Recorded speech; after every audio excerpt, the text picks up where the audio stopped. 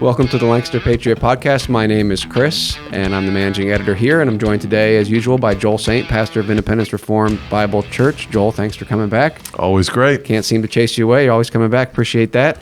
And we have a return guest, Ryan Miller, also known as the Cultural Contrarian. Thank Ryan, you very much. Glad to be here. Thanks for coming back. What's your website? culturecontrarian.org. Okay, culturalcontrarian.org. And we have Mr. Anthony Falgiatore. Did I say it right? You did. Okay. Thanks for being here, Anthony. Thank you for having me. All right. So Anthony is a law enforcement officer. Correct. With what police department? East Whiteland Township. East Whiteland Township. Okay. I'm going to move this just a little bit. That sounds like Chester County? Correct. Okay. And also on the school board of Octorara Area School District. Yes. Okay. All right. Well, so we're basically here today to talk to Ryan and Anthony about what's going on there in Octorara and what's going on with the school district, with these meetings. There's a lawsuit. If you go on the LancasterPatriot.com, there's an article back from in June. It says lawsuit against Octorara School Board members leads to police officer receiving extortion letters. So, Anthony, that's you. You are the police officer that received the extortion letters, right? Myself and my wife, correct. Okay. All right. So there's a lot here. This is a big, juicy drama happening over in Octorara, which is just right across Lancaster County border, right? Yeah. Okay. Indeed. I know some of our listeners, I think, live in that district. So, okay, how do we start this? Let's start with Ryan. Try to give us just a brief overview here of what led. And maybe I'm even going too far, but this lawsuit, and then Anthony, you can hop in there when you come into the story. So I know there's a lot of drama at Octorara School Board, Yes. These school board meetings, and we talked about that maybe briefly when we had you in previously, and we talked about your traffic stop, which stemmed from or was related to your time at the school district. So these are school board meetings open to the public. And you are going there, and you were going to speak on behalf of some of the parents, on behalf of their students, and that's when all this drama kind of started officially, you would say, or in earnest. I know there's probably a lot. I'm going to try, if I can back up a little bit. Right, let's see if you can summarize it. I'm going to try. Okay. I was asked by parents to come into the school district to advocate on behalf of themselves and their children. And I knew, because of what has been happening in the federal government under Merrick Garland, that there's a huge cabal to silence parents that are in opposition to the ideology of this state. And I knew walking in that they would not be open to a voice such as mine and would want to silence it. So I went in advance and said to all the people that are in the sphere of influence that I'm a law-abiding citizen. I respect authority. I appreciate the role of school boards and their duty to be the voice for the constituents. And I want to come in and build a partnership with the school boards and align with the change that we desire for our schools and for our children. I wanted to be a positive influence. And I wanted to make sure that my rights would not be converted into a crime. So I sent all this communication out in advance. And prior to even stepping foot into the school, I wanted to make sure that the law enforcement, those in authority, were going to honor, protect, and support my rights. I got to stop you there for a minute just for our listeners, because, I mean, most of our listeners are going to say, what are you talking about, Ryan? I mean, we can go to our school board meeting, and we get our time to speak, and we say what we want to say, and we leave. Now, I understand there's people that have received, I guess you could say, they've been threatened or prosecuted with, even considered domestic terrorists. Yes. For going into the school board meeting. So is there anything else to add to that, to people that are trying to understand, why couldn't you just go in there and share what you wanted to say? You can absolutely go in and say whatever you want to say, with the understanding that the school board has no obligation to listen to you and no obligation to respond to you. Right. So there's a mind shift that you can create the most eloquent 3-minute speech you want, but it's not going to be action-based to hold them accountable for the wills and desires of the citizens. Okay. So in order to exercise a right, you have to stand on a right. And in order to hold public officials accountable to their roles and authority, you have to hold them accountable to the law as well. So the first thing that I was going to stand on was my Constitution, is that I knew that they would retaliate against me. So I didn't want to tell them who I was. I'm advocating on behalf of parents. Their children are being retaliated against. Their parents are being retaliated against. They're going to retaliate against me. I don't want to put a bullseye on my back. I don't have to tell you who I am, and I don't have to tell you where I live. Okay, and that kind of set the framework for Yes. when you go into this meeting and you're saying, I'm coming in, but I am not. How would you say what's your constitutional right there? I am not going to surrender my Fourth Amendment right to be secure on my person, papers, properties, and Okay. effects. Tell you my name. You're Tell not you where gonna I do that. live. Right, you're not going to do that. I'm not going to give you a copy of my tax bill to confirm that I pay taxes in this district. I'm Right. not going to give you my license. I'm not going to give you my utility bill. I'm not going to tell you who I am. Okay. As a condition for me to exercise my First Amendment right to speak. Okay. All right. So that kind of lays the groundwork here Yes. For this school board meeting, that you're coming in there and saying, this is a public meeting, and I'm not providing this information that you are requesting of me, but you're saying there's no constitutional law requirement that you give up that information. That's right. Okay. There, as Joe, we spoke before we went live, is that there's a compulsion based upon fear that we will consent. So the expectation is they're just going to ask, tell us your name and your municipality. Everybody says name and municipality because I want to speak. I'm going to say, I'm one of those people. I don't need to say my name and municipality. Don't need to consent. I can speak anyway. Okay. So what happened? They didn't like that. A little back and forth. The very first time it happened, I did consent. Okay. I gave my name. I stated an area where I pay taxes, and I spoke, and I gave them notice. So I'm only doing this one. I'm doing it under duress. They even had it. So, I mean, at that point, they were really just trying to say, like, you have to follow our rules. Oh, But this was they already knew your name. So on January 24th, they knew my name. Yeah. I told them where I paid taxes, and Yeah. I spoke for 3 minutes. Yeah. And I got up, and I spoke at what they call public comment on agenda items, and I spoke on agenda items. But at public comment time, I came back with a piece of paper, which is called a color of law violation warning, that said, you will no longer demand me to set a condition that I say my name and municipality again, because that's a violation of 42 U.S.C. 1983, blah, blah, blah. Don't worry about that. And I gave them this officially, and it's a legal notice. Don't deprive me of my constitutional rights. I'm not going to consent. So I waited to make sure they received that official notice. They had it reviewed by the school solicitor that it was a legal notice, and govern yourselves accordingly based upon the notice. I returned March 14th. School board meeting was canceled because they believed I was going to be coming back to speak on March 14th, and they labeled me as a threat because of my voice. And that's the unlawful traffic stop happened on the 14th. All right, let me stop you there for a minute because I Sure. want to bring in Anthony here as well. Good. But first, Joel, what's your initial thoughts on where this is headed here and what Ryan's doing here on challenging the system, challenging the man-made. I mean, these are even just man-made regulations in the school board. I believe it was Machen who said, you give the bureaucrats the children and you might as well give them everything else because they're going to get it in a generation anyway. And this is a fight for this is a fight beyond Ryan here and Tony. It's a fight for the future. And they're fighting hard. And the painful thing is they're doing it with the money of the people who they're going to dominate. And I don't need to go into a the Animal Farm here, but this is Animal Farm stuff wherein. Well, I will briefly.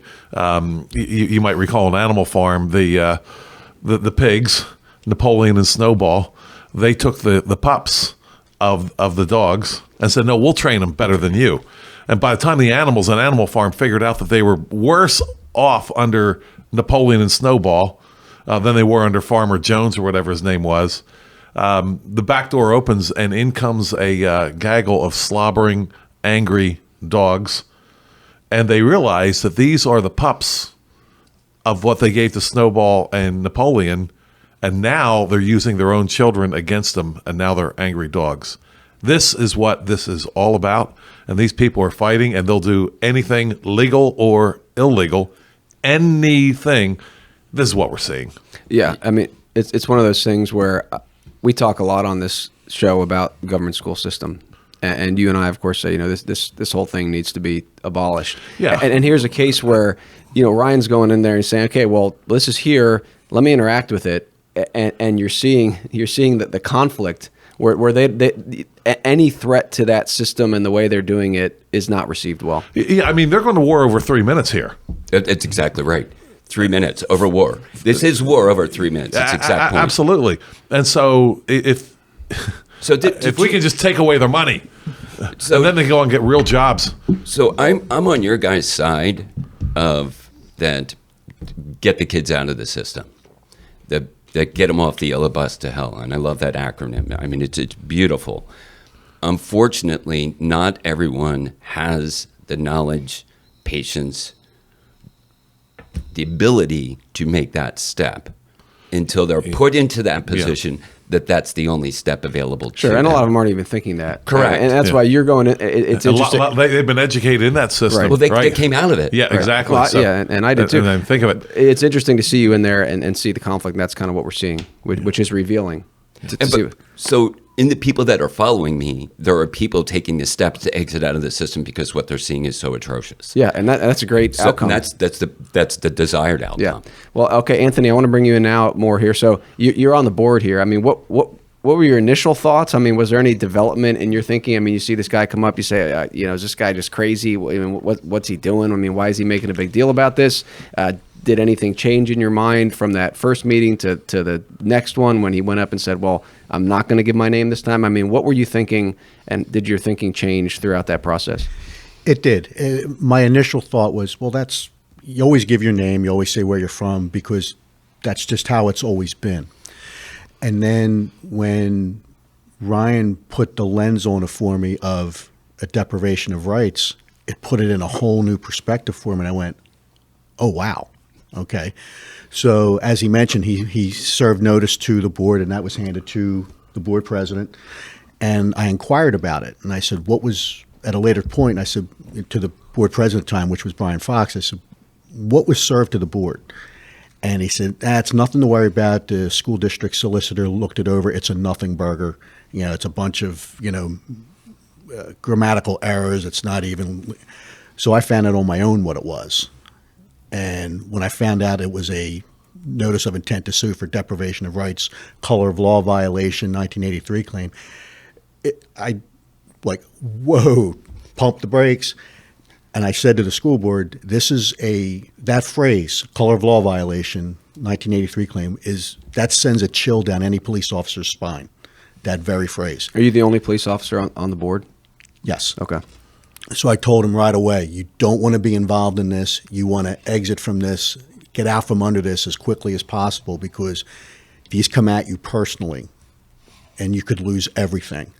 And that's just not a place you want to be. And they didn't listen. So I removed myself from that. I went on the record objecting to policy 903, which is the policy that all the school districts have about giving your name, municipality prior to speaking. So I went on the record objecting to that and any future stuff for Mr. Miller. And were you alone at that point?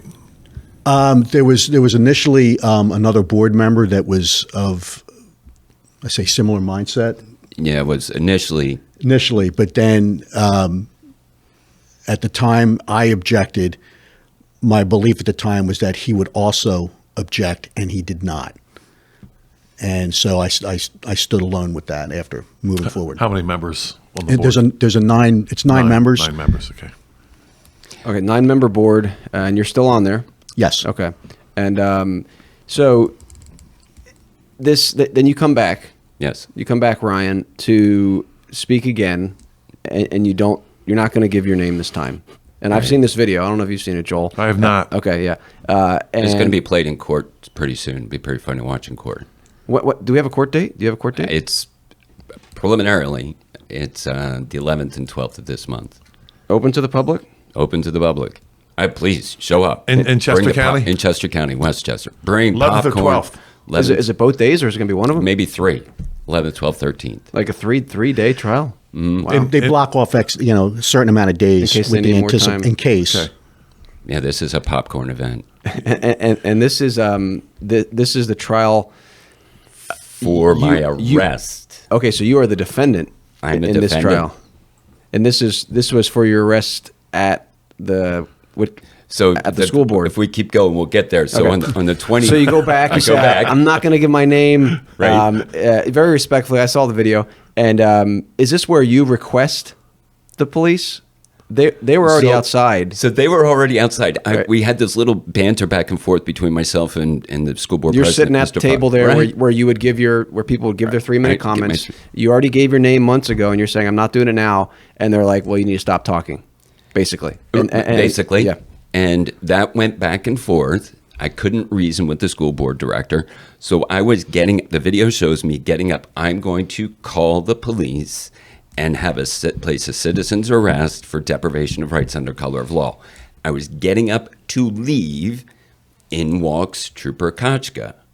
And I say, Trooper Kochka, please put these people under citizen's arrest for deprivation of rights under color of law. Mr. Kochka says, Mr. Miller. Well, he identified me the week before from pulling me over, so he knows who I am. That was the thing we talked about last time, right? Okay. So he doxed me, and he's Mr. Miller. Oh, I noticed you got a haircut because my hair was long back then. And they said they asked you to leave. And I said, well, they didn't ask me to leave. Audio record shows they never asked me to leave. I was getting up to leave to call the police. And I said, well, what if I don't leave?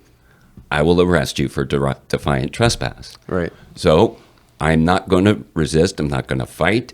I'm going to say, okay, you just threatened me with violence and kidnapping. I'm not going to stay here. I'm going to step outside because you just threatened me. You've got weapons to cause me harm. You threatened that arrest. I'm out of here. Yeah, that's why we pay our taxes. Right. There we go. Right. There we go. Anthony knows how I handle this stuff, and it's out of respect and love, but I'm not going to use violence. And I walked outside and had an interesting conversation, and we got into the cop-splaining. I call it cop-splaining, that they're using their verbal judo against me to attempt me to incriminate myself, Right. And that didn't happen. Well, this is the video then where he did cuff you, right? That is not. That's not that video. Okay, so you ended up leaving the scene. I left, but Okay. I asked the officer to follow his policy. Okay. And the policy is if you're removing me for a crime, and Anthony's going to speak to this, Yeah. that I'm just asking for, I use the word probable cause affidavit because that's what it is. You need the Right. testimony from the person that says, this is what you did to be removed from this property. Right. And the law enforcement has to create that police report that says, you're trespassed. You're being trespassed. These are the reasons for the trespass. Yeah, and that's what we talked about last time. There has to be a crime about to take place or did take place or in the process. And in your video where Trooper Kochka pulls you over, Right. you actually talked to him about that. I did. Okay, so I want to bring Anthony in a minute from the perspective of law enforcement and trespass, just because it's interesting to be educated on this. But just briefly, so you leave there, there's no arrest that day, there's no charges from that day. Technically, Language is very fluid when there's words of detainment, Right. arrest. Okay. And those are nuanced words, and they have a colloquial meaning to everyone All right, else. but let's keep it simple. You Absolutely. weren't cuffed and taken off I was that day. not cuffed. So you went back another day to the school board meeting. So after that incident, I was requesting a copy of the report of that I was being trespassed. Okay, well, let's stop there for a minute and bring Anthony in. There then. you go. Okay, so because but just so people can see, you did go back eventually, just so they know I where did. this is going. Yes. And then they arrested you. Correct. For trespass. Correct. Okay. Unlawfully. So, unlawful. Yeah. Right. So Anthony, trespassing. Is Ryan right here? I mean, does he need can the police just come and say, hey, you're trespassing public property and you can't come back? Well, the way it's worded in the statute is very Loose. Yeah, very very loose. But what you want to have in that trespass letter is the crime that you committed to cause you to be advised that you're not allowed back on the property. This is public property. It's not like private property where I'm like, hey, property owner, don't come back. That's not what we're talking about here. We're talking about public property. In order for you to be told you cannot be on public property, there has to be a crime. Right, and it's a lot easier for a person in the private capacity, like when you're home. Get out of my house, get off my property. Real simple. Public property gets a little more. There's more nuance to it. Whereas there has to be an actual crime committed for the next steps to be taken, and that letter has to spell that out. And it also needs to have remedy, right? There has to be a avenue for appeal, right, and a duration. Can you give me an example of like when something that happens with that, like a legitimate, from that framework, hey, here's a defiant trespass and there was a crime. Like what would be an example of that?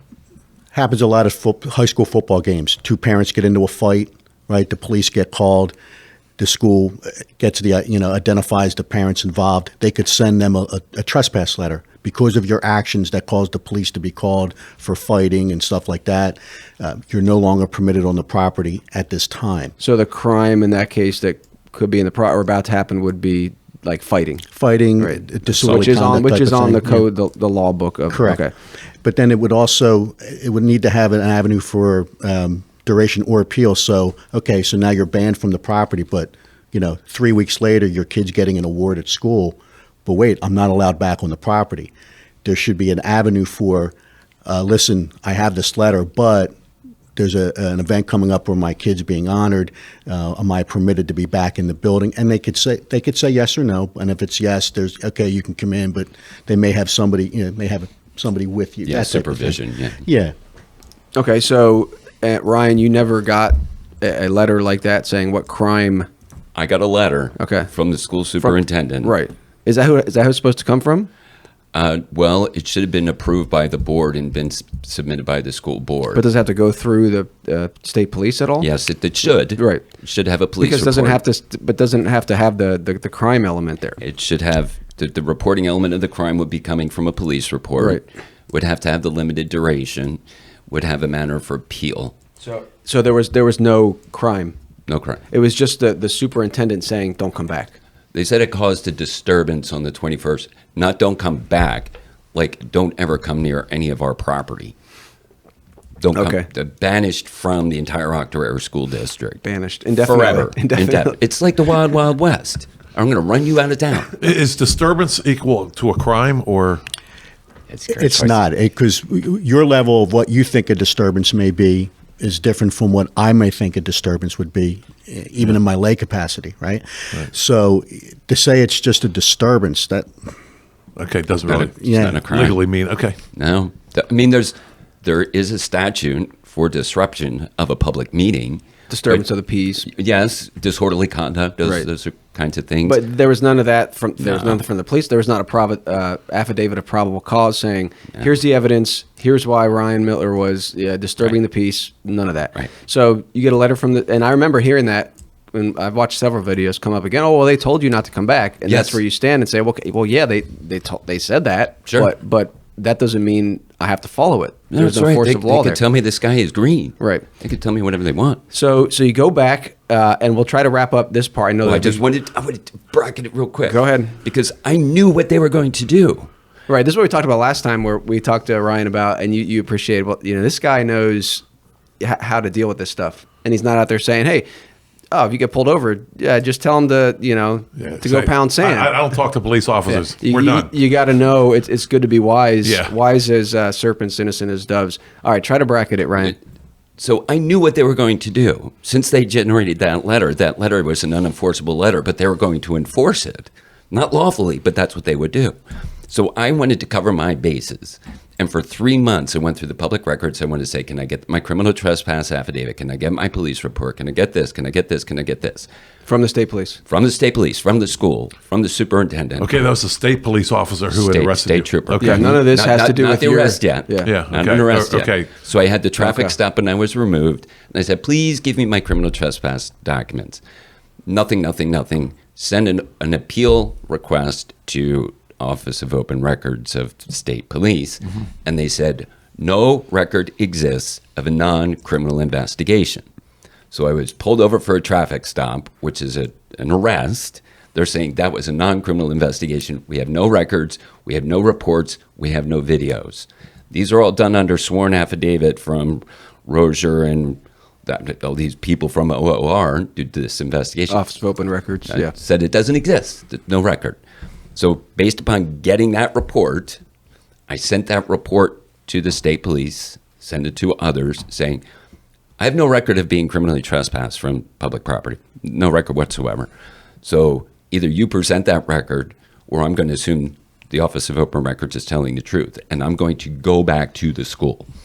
Well, during that process, I was drafting my federal lawsuit. And I had completed drafting and put it into the court, got my summons. My reason to return was to hand deliver my federal complaint. Okay, and this is going to bring in a lot more drama, I should say, with this lawsuit. Yeah. Because this federal lawsuit is, you're saying you guys on the board, Yeah. a lot of the board members and police officers have Yeah. deprived me of my rights. And this is what you mentioned, Anthony, under color of law, which we've talked about, I think, on different times here. You know, the civil government officials or public officials using their capacity to deprive people of, in this, you know, their constitutional rights, so to speak. So, That 3 minutes wound up with 89 people participating in conspiracy to protect those people silencing my 3 minutes. yeah. And most people, Joel, are going to look at that and say, what in the world is Ryan doing? Why is he making such a big deal? But I mean, I love it because you're going after this. Well, who's making the big deal? Right. If you stand on nothing, you'll fall for anything. You stand for nothing, you'll fall for anything. Yeah. Again, you're making a big deal, but no. The big deal is already been made, and somebody's questioning the big deal, and they say, "Oh, what are you making a big deal for?" Right. It's like the whole mask thing, right? Yes. Oh, just comply. Why are you making a big deal?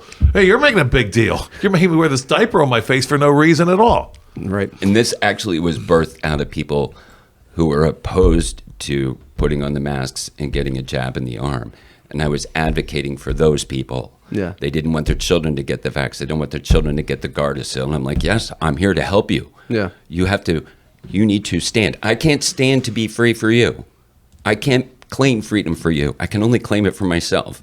If you don't want to be free, then don't claim freedom. Yeah. All right. So you go back to deliver this lawsuit. We'll try to wrap up this part of it. Now that was the fun part. So I go in. Yeah. I knew what they were going to do again. I Right. knew that they were going to remove me and potentially arrest me. But you're not going back in to speak. You're just going back in to serve, Well, right? Well, he's going to speak. I'm going to speak. Okay. I had my speech Okay. written down. Gotcha. I was going to say, hi, my name is John Miller. You can refer to me as plaintiff. I am holding you, and I'm going to here officially deliver you a federal summons for deprivation of rights under color of law. And I had that speech all written out. Did you ever get a chance to go up to the table? I had my box. I had Anthony as a witness, knowing that I was going to be doing this. Mm-hmm.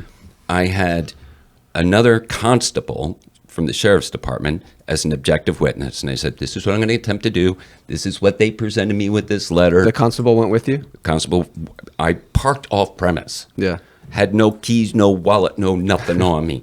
And I was carrying my box, and he followed me all the way into the school, and he went a different entrance. I went another entrance, and I just sat there ready to, at my time, get up and bring my box, speak to them, love, honor, and respect, and present them with their lawsuit. I had not desired to bring this to federal court. 3 minutes shouldn't require a federal intervention. We could have resolved this peacefully. I was prepared for all of that. To this day, I don't want this federal court process. Repent. And then the ego can't repent. I shouldn't say that. I'm offering them the ability to repent. Those other board directors that have left, you can call me and I can settle with you, as opposed to you going to that federal court and getting hammered. What would that look like? I mean, that they would just say, hey, we were wrong, we should let you speak? It's not that simple, because they've done some tremendous harm to my family, to Anthony's wife, that repentance is going to have to be a little bit of active contrition. So there may be some Our Fathers and Hail Marys thrown in there as well. Okay.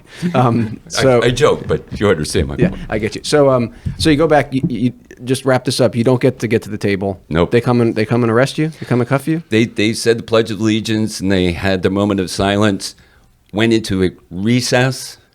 I'm sitting there, Trooper Koch, Trooper Cernovic, Trooper Long, Mr. Miller, you need to leave. And little conversation, tried to show him a piece of paper, wouldn't do that.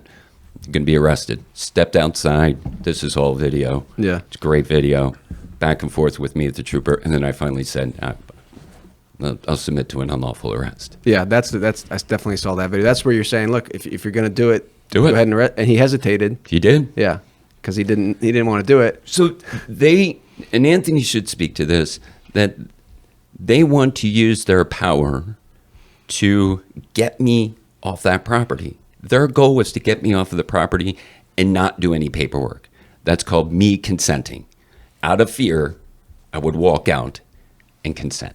Right. Then they wouldn't cuff you. There Correct. would be no records even potentially of And that's that. my wife and daughter said, why didn't you walk away? Right. And then I would have given up. I would not have experienced any harm. Yeah. My rights would not have been violated. Right. Because they I would come back and consented. they would come back and say, well, no, and they do this all the time. You left. You left. Right. Even though there is that threat there, that's what, and then we can understand people who say, well, because I think we all do it time to time. Hey, we're going to be threatened with this.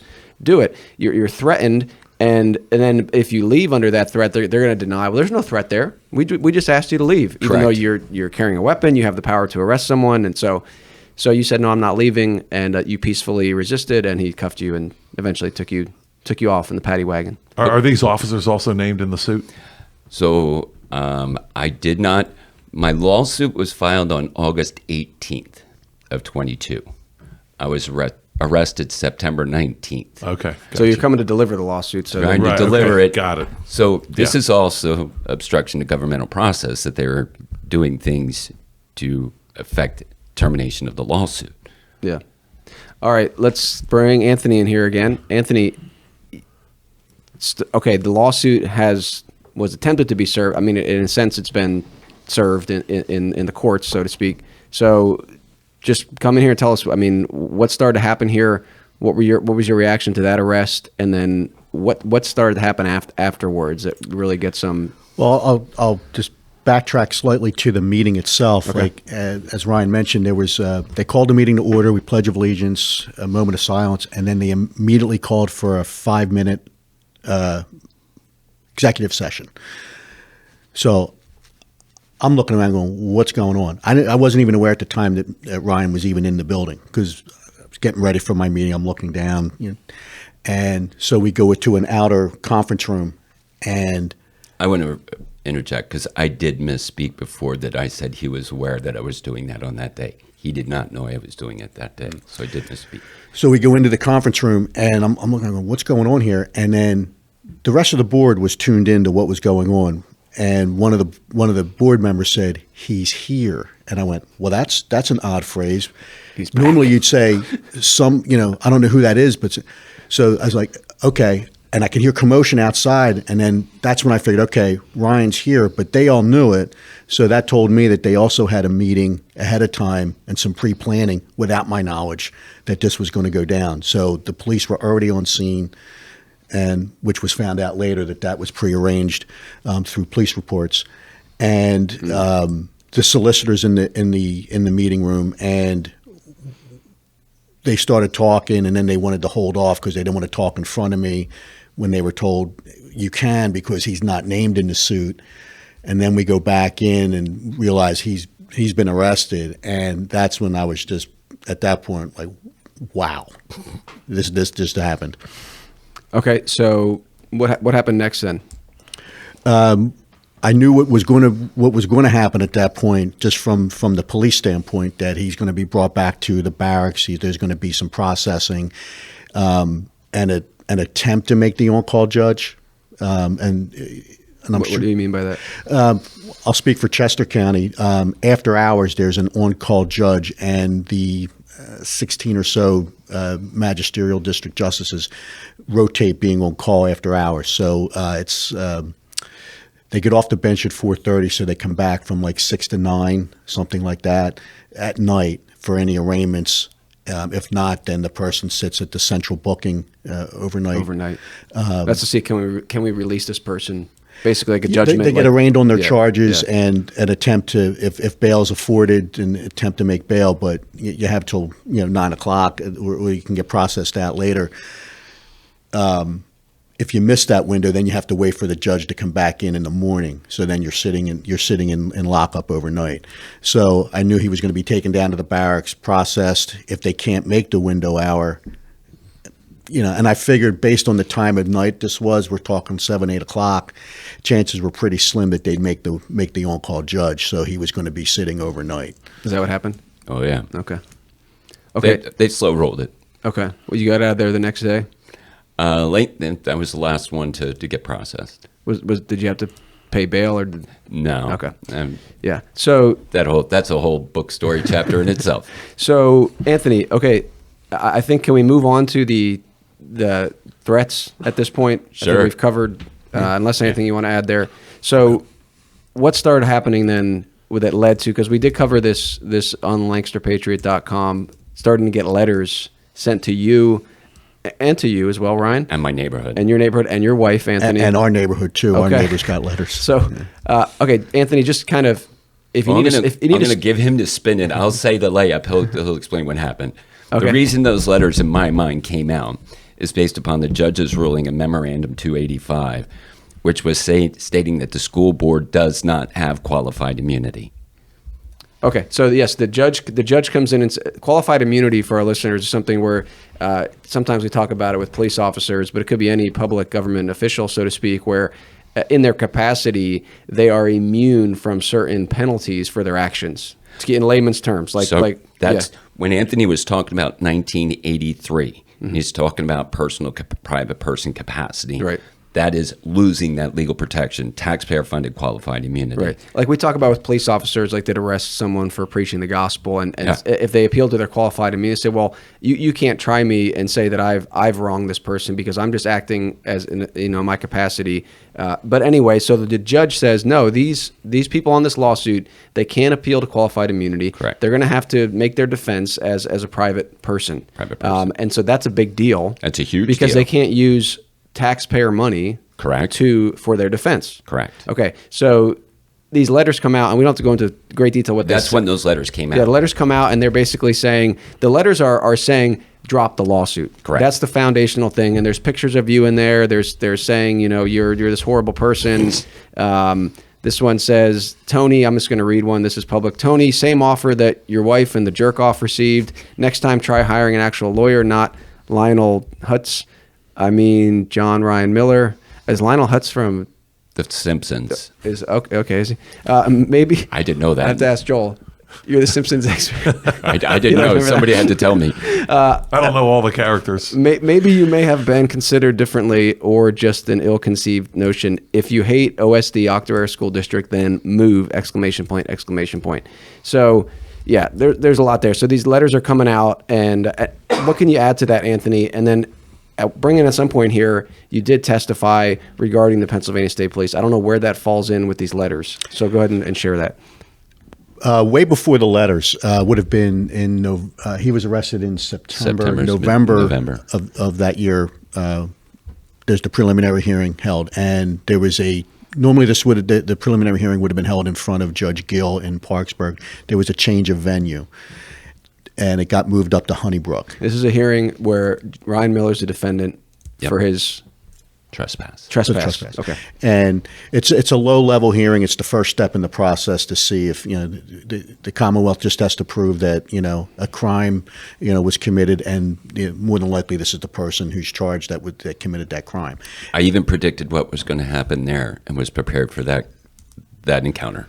Another chapter of the book. Okay. So in that preliminary hearing, I testified on behalf of Ryan. In essence, I'm testifying against the state police and the school board at that point. And you're doing that as a private person. Private person, but you are a law enforcement drawing officer. on my experience as a law enforcement officer. So we can officer. see where we start to see here, the Pennsylvania State Police might not take too fondly to one of their brothers in the fraternal order. Generally speaking, testifying against what they did, right? That's kind of a no-no. It's not a normal happening that took place. Normal. Okay, so what happened there, and then? So I testified, and maybe a week or two later, I had a conversation with my chief in his office, and he mentioned that he had gotten a call from the state police, and he said, and another person or others, and they were concerned about my testimony. And then the chief made a direct quote to a statement that I made or a phrase that I said in my testimony, and he would have only gotten that from the state police. Well, and he said the state police sent him my transcript testimony, and it was in an effort to get me jammed up with him, which didn't happen. So basically, you testified and said what the state police did there in arresting Ryan Miller was not good. Basically, just simple terms. Yeah, I said their investigation was lacking many elements. Okay, and then the state police contact your chief, and you're a regional, in Chester County somewhere, law enforcement officer. So you state police obviously is huge apparatus, and they're calling your chief and saying, hey, look into what stray sheep. Yes, straighten Anthony out there, reading between the lines. Yes. And okay, and what happened next then? I mean, when did these letters start coming in? Within days of the ruling, a week or two? Yeah, after 285, when Judge Marsden denied qualified immunity, that was in March of 23. So the hearing was in November of 22. But the letters started. There was a lot of intimidation happening on social media, which was just normal. Okay, and shenanigans. Let's spend a few more minutes with any of the threats or things, and especially if any of that's related to added to the lawsuit. Anything you want to add about the letters that you got, and just so our listeners kind of understand what was going on there. Well, the initial letter came to my house, addressed to my wife. And we don't know who sent these. Not yet. Not yet. Okay. All right, carry on. So I was at work. She called me and said, "Hey, we got this letter." I'm like, so I said, "Whoa." Never in almost 30 years of law enforcement have I ever had something show up at my door, whether it was a person that I've had contact with in a negative way, positive way, or something like this. And then they started arriving at work. That was like a Saturday we got the letter. By Tuesday I had one at my work, which was really, stunning in itself that you're going to send one to a police officer at his work, addressed to me in my capacity. But they also sent one to my chief and my lieutenant, and I found that out later, basically saying the same type of things, but, bring attention. And then my wife did a preventative measure and notified our neighbors that, hey, if you get any letters, and you may get these letters, could you let us know? And within less than a day of her putting that message out, we started getting letters from neighbors. Hey, we got one, and we went over and collected it and made the proper notifications. So the letter, I don't have the other picture here, but I think it says $2,000 a week will be mailed. I mean, and then it says same offer. So what was the offer that they were making? What was the offer? Gave us 24 hours to get on social media and announce that we set up the district, that this was all set up, bringing Mr. Miller in, the lawsuit, and that the lawsuit would get dropped. And we had 24 hours to do that. And pay all the legal expenses. All the legal expenses back. So, and if you don't do that, they just said we're going to keep sending these letters. These letters are going to get hammered out. So, and in the letters is kind of it's obviously painting Ryan Miller. It says he's a dangerously unbalanced, and while it is unfortunate that he is afflicted by a debilitating mental illness, he must be prevented from bringing additional baseless and vexing legal actions against our police officers, teachers, baseless and vexing, and elected public officials in the future. Please contact East Pikeland Township officials about permanently removing John Ryan Miller from your township. So now they don't just want to banish you from the school property, from the township. Right. Get you out of there. Oh, wait, they want to Baker Act me too. I skipped a bunch of legal, and having him committed under the 1976 Pennsylvania Mental Health Procedures Act. John Ryan Miller needs professional counseling, and the general citizenry cannot continue to be responsible for controlling his endless litany of public outbursts and tantrums. So yeah, I mean, this guy's the problem right here. Right? I am. This is what will 3 minutes worth. Yeah. Meanwhile, we have oh man, I don't even get into all. Go ahead. To touch on something you mentioned a few minutes ago, with using public funds for a private person lawsuit, I think it was November? Oh yeah. Prior, I started objecting to each month. Let me backtrack. Each month, when the board gets a list of bills for approval, And so you go through it and you just see, legal bill and the name of the law firm and whatever the dollar amount is. So I started asking for an itemized breakdown of the legal bill, and I would pull out anything that was associated with Mr. Miller's lawsuit and then object to that at the meeting prior to approval, because it's a private person lawsuit and they're using, public dollars for that. And they would just hammer me online, on Facebook about, showing lack of leadership and what are you trying to prove, and you're denying district employees their right to, be covered by this type of thing. Qualified immunity. Yeah. Right. But so they're still paying for, is that still happening? Still. To a degree. What's shifted. happening now is it's shifted to the insurance company. Once the, I'm forgetting that term, the Deductible? deductible. Once the deductible was met, a bulk of that went over to the insurance company to cover, and then for instance, if the insurance agrees to pay $250 an hour, but the lawyer's $295, the district would pay the difference. But the bottom line is the district is paying for this when they're not supposed to be. Correct. And nothing's come from that. Correct. I keep arguing it every month on the bills. When there's bills, there's times where there's overlap in bills and there's nothing there. So This is the point. You can't complain unless you object. They're doing something wrong. They've been doing something wrong. Nobody has got control over these people violating their oath other than me. Now, his wife recently called out a violation that they're breaking their oath. They're violating the Sunshine Act. She threw it up in their face and said, "This is improper. I object. You do not have the ability to conduct this meeting lawfully because you violated the Sunshine Act. You need to end this meeting." And they ended the meeting. So Right. when we stand in courage and in honor, we can demonstrate power to hold them accountable. If we're afraid, they're going to run over us. Yeah. So they'll keep spending that money until a judge tells them to stop. Okay. Yeah, I did find part of this. This one says, this is one of the letters sent. It says 100 a week. This is to your wife. 100 a week will be mailed to his neighbors.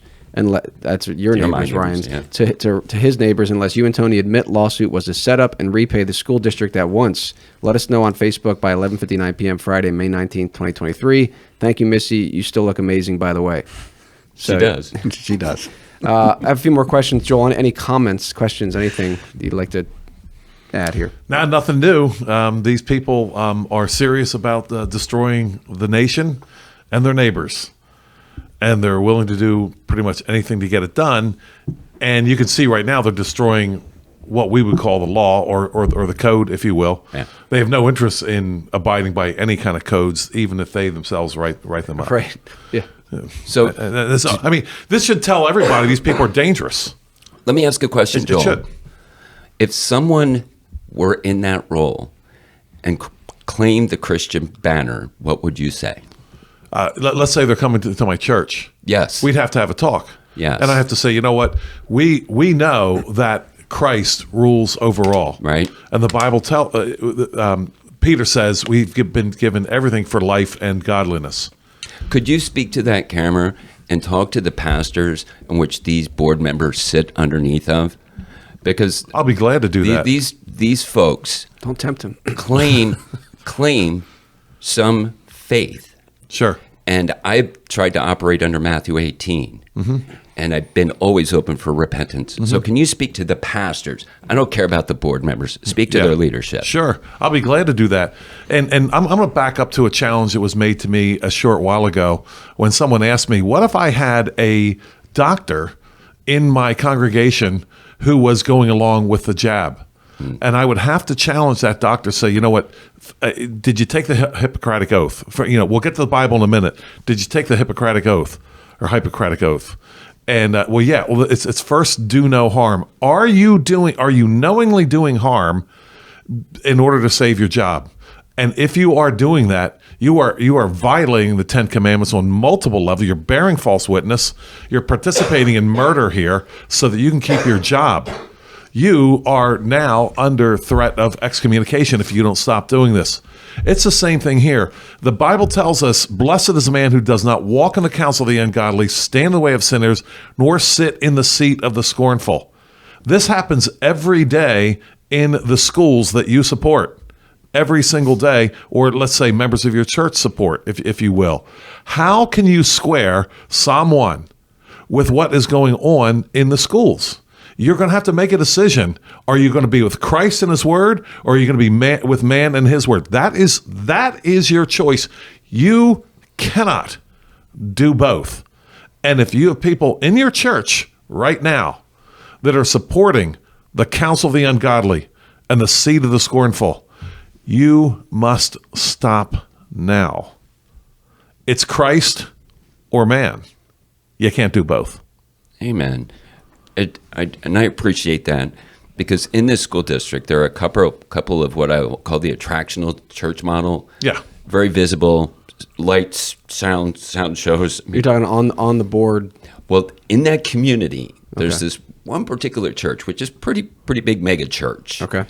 With the attractional message. Sure.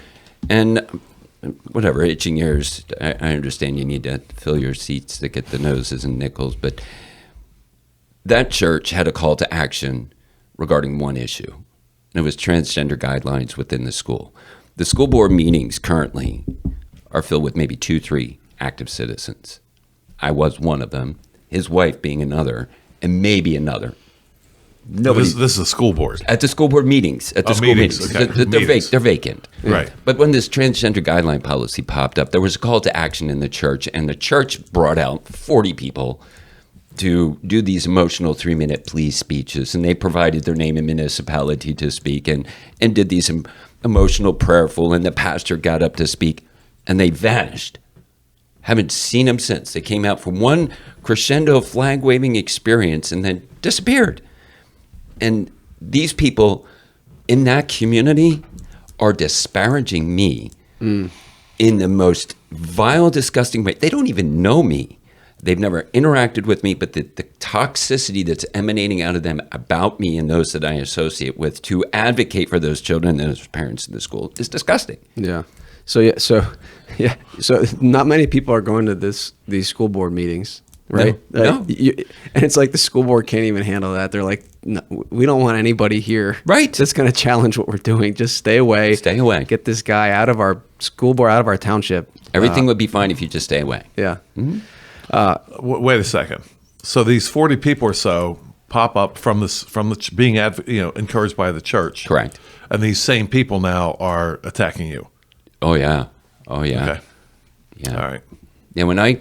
Like on social media, you just... It's they don't know what I know and what I can see in the chatter that I have from different people. What's their? What are they saying? Actually, that you are what? You are fill in the blank. That Ryan Miller is. I'm an instigator. I'm a provocateur. I have a hidden agenda. Which is?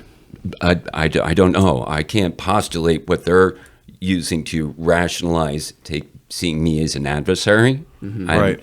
My social media presence is very open and very public. Well, very yeah, I mean, you have a website, but I mean, what I'm saying is you are challenging the seed of the scornful. Correct. Right? Yes. And these people in this happy church Yes.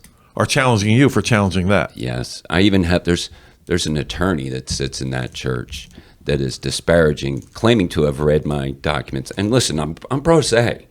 I'm no attorney, and nor am I any linguist at all or orator. I'm doing the best I can with the gifts that God gave me, and I fall way short of those gifts and honor. But they take that and put their professional spin on it and can Christianize it and disparage me. Mm-hmm. And a sister or someone who would claim to be a sister or a brother. Yeah. That's discouraging. And to the point about the pastors, I mean, and if these board members are, claiming to be followers of Christ, and this is how they're treating someone who wants to come in there and challenge what they're doing and say, look, I mean, you're just challenging what they're doing, and say, it's very discouraging, but it's not surprising. And I think that's why it's not. They're already compromised. And I wanted you to provide that stern rebuke to those pastors, because they have a higher calling and account than I do. and I'm putting myself out there, that I want to link arms with the pastor and I want to deal with the person that's maintaining sin and call them to repentance privately. Yeah. Well, I think it's, again, like I've said, this is a great example of one man stirring the pot of the government school system. And even if it was one little thing, I mean, it shows this whole apparatus Yes. and what's behind it and how much they'll cling to that. You can't touch that. I mean, there's certain things in our society, like we talked about, abortion, government school. You can't touch those idols. If you touch those, you're... Let's call them that's Asher how you know it's an poles. idol. Let's call them Asher poles. Sure. Why not? The abortion is an Asher pole. Yeah. The jab is, and that my whole mission was to model my faith and trust in God in the face of the tyrannical. And Anthony's been a witness to my success and failure of that. And I wanted to provide a way to educate people through my walk or how I document the entire process. Yeah. And if I'm dead and my case is resolved, let's say I win my case and all the documents that are there, right now it's got a whopping value of $0. But I'm praying that at some point before the demise of our constitutional republic, that will turn into a book under somebody else's pen name. Rephrase what I've done. This is your education.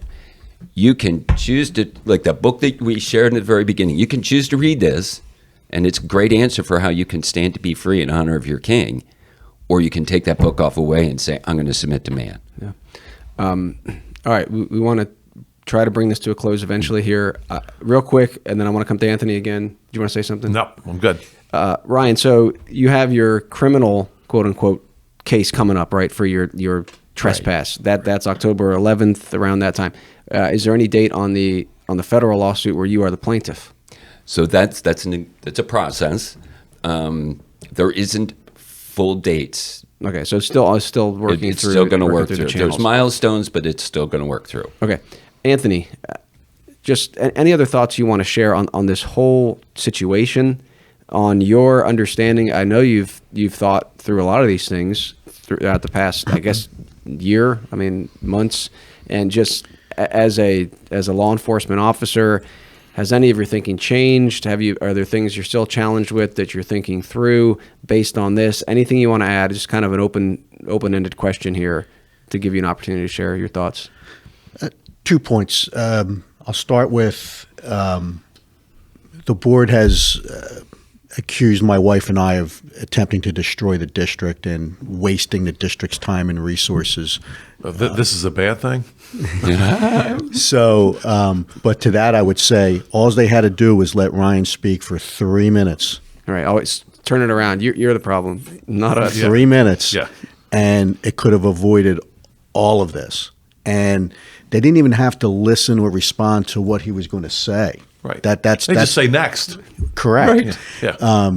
Because even now they don't even respond to me. I've sent emails to the board. They don't even respond to me. When's your reelection? This November. Okay. The second part of that is just since this all started with Ryan, I've learned a lot. I've learned more.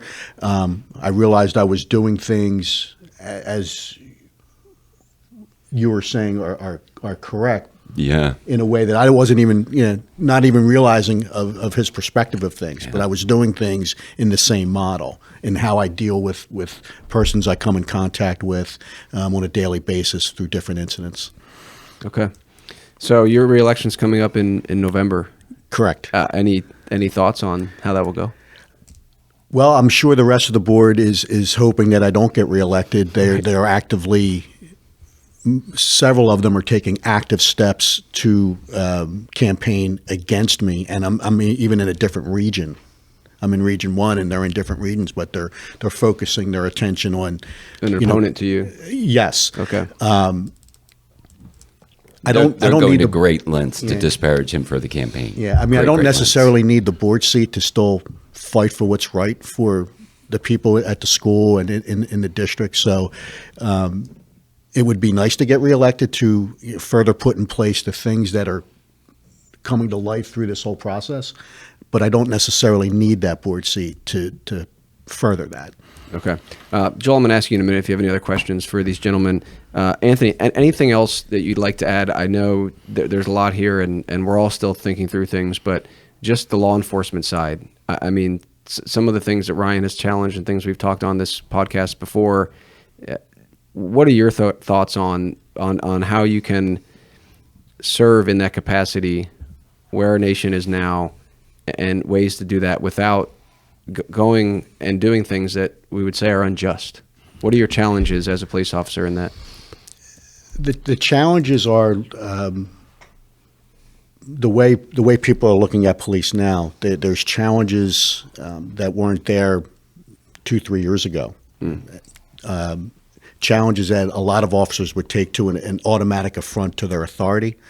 So some react in ways that may not be proper in how they respond back to that challenge to their authority. So someone who's peacefully saying, like Ryan, like, hey, you don't have the authority to do that, and some police officers are like, that's a trigger switch, like you cannot question.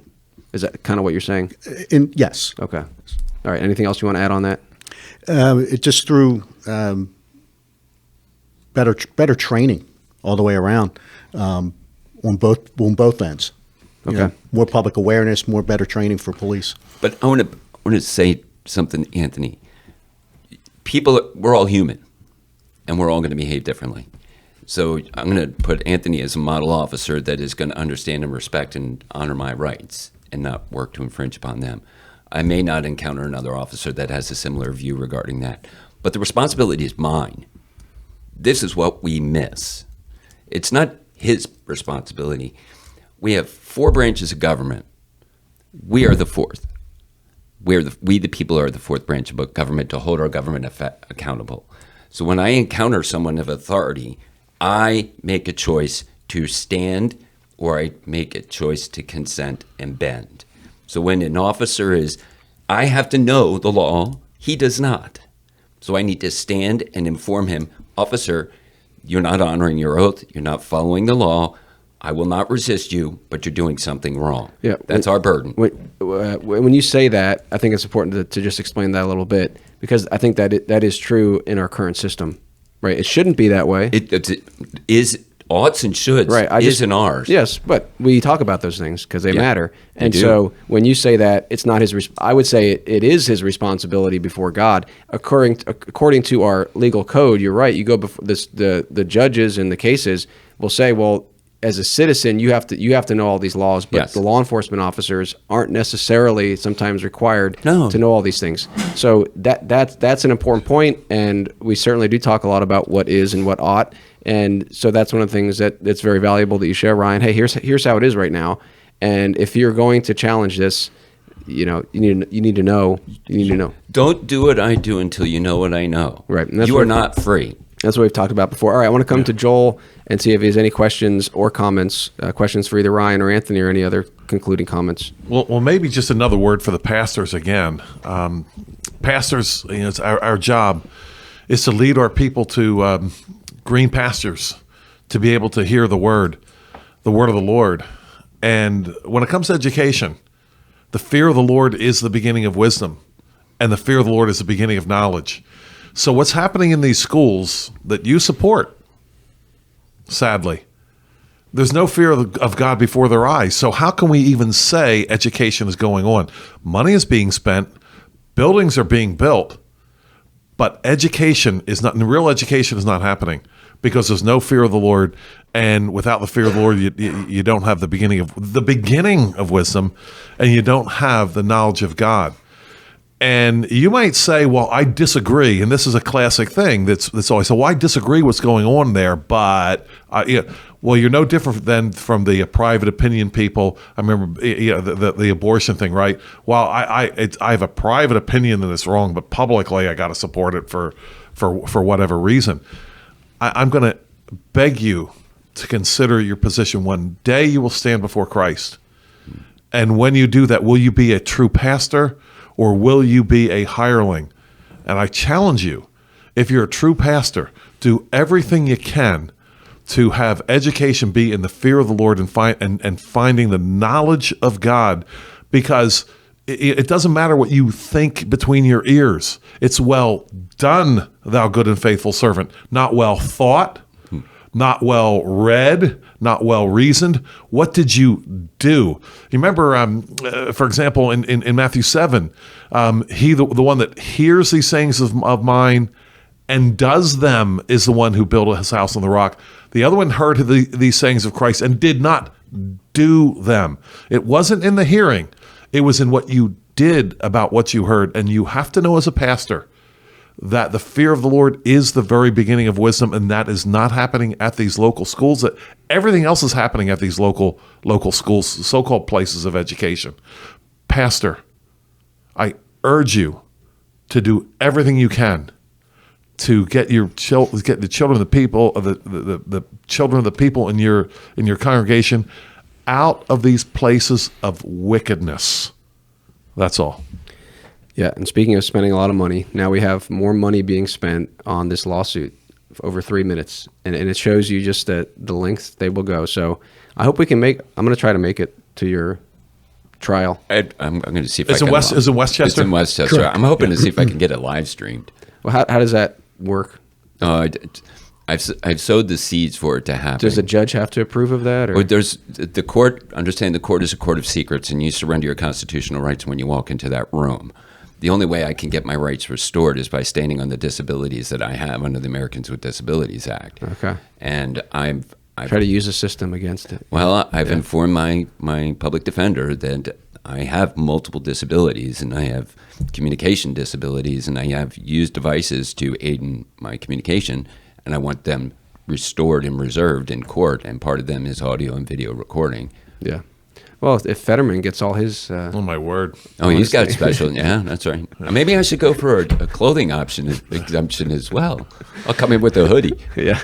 All right. Just any final words, Anthony, and then I'll come to you one more time, Ryan. Anything you'd like to add? I think we said it pretty good. Okay. Yeah. I think we've covered a good deal. I think our listeners have an idea of what's going on there. And I know online, Lancaster Online has done very short articles on this, or maybe some longer ones. And of course, yeah, anything you want to say on that coverage?